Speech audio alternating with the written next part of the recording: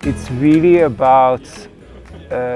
really about bringing different kind of businesses together in the PE area, because we're working in a catchment that provides 70% of the water to where they are based, and water scarcity is hitting them already.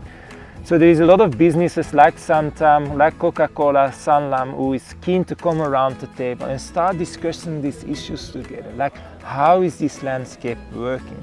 What can be done? What are the people on the ground doing? And how can we support them? And what is the benefit for us? Having academia, having government departments, having corporate businesses, and having community agencies in the room. And if you listen to the conversations, yes, we all have different languages, but we're all saying the same thing. And seeing the level of commitment and passion of how people were getting their stories across, and how we were able to make those connections as well. And then also the commitment of putting your name or your institution's name on a board and saying, I commit to doing this. I mean, that was phenomenal.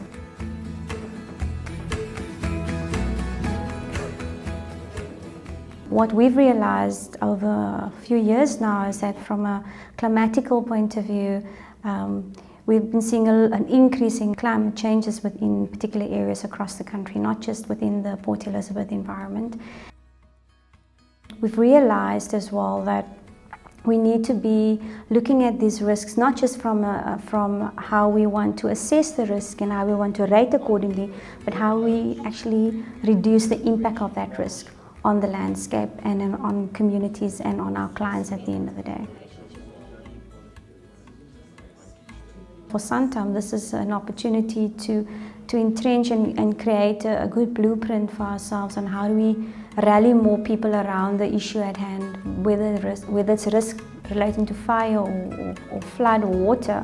But it's an opportunity for us for crystallizing a process that we can replicate across the country and bring more people along with us in making far more effective and more sustainable impact in the communities that we're going to be supporting.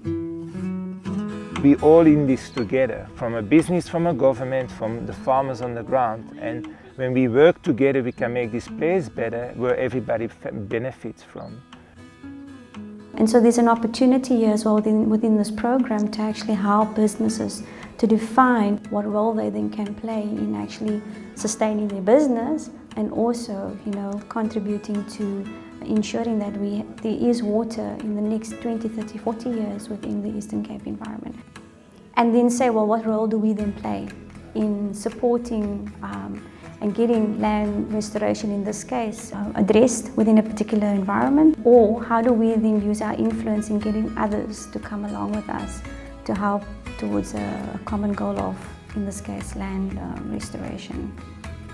And companies and government really want to contribute. They want to contribute to a good story. They're not out of marketing only because they start seeing that it's needed. They start seeing that landscape restoration is needed.